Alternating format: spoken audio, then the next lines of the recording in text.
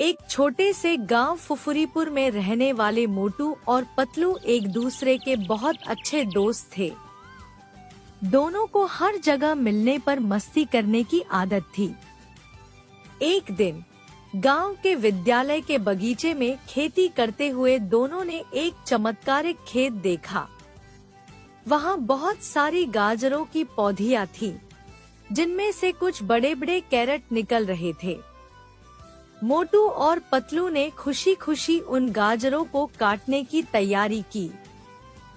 पतलू ने कहा, मोटू भाई, इतने बड़े बड़े कैरेट हमें कहीं और नहीं मिलेंगे। हमें इन्हें खाने चाहिए या बेचने चाहिए? मोटू ने उत्साह से कहा, पतलू, हमें इन्हें खाना चाहिए और अगर हमें बेचने की आवश्यकता होती है तो हम इन्हें महंगे दामों में बेच सकते हैं। दोनों ने गाजरों को काटना शुरू किया और कुछ ही समय में उनके पास एक बड़ा सा किसान आया। किसान ने देखा कि मोटू और पतलू गाजरों को काट रहे हैं और वहाँ का माहौल थोड़ा खुशनुमा हो गया।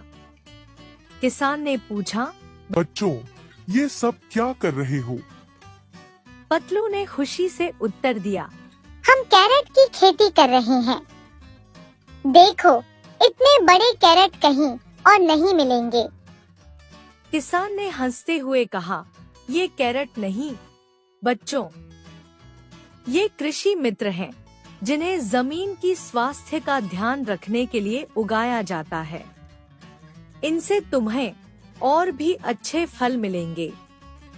मोटू और पतलू ने किसान से कृषि मित्र के बारे में और अधिक जानकारी ली और उनके साथ मिलकर खेत की देखभाल करने लगे।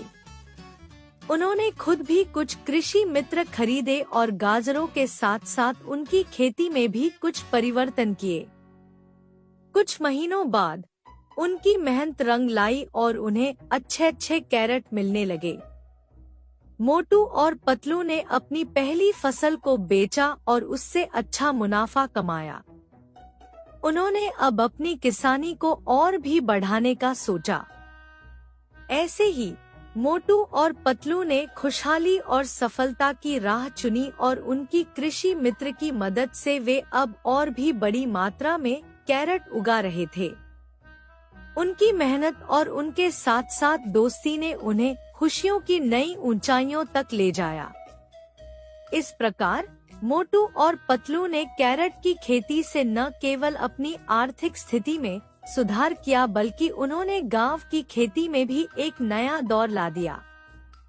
उनकी यह कहानी गांव के अन्य लोगों के लिए भी प्रेरणास्पद बनी और उन्होंने देखा कि कैसे मेहनत और उनके दोस्त कृषि मित्र की मदद से उनकी जिंदगी में नया रंग आया।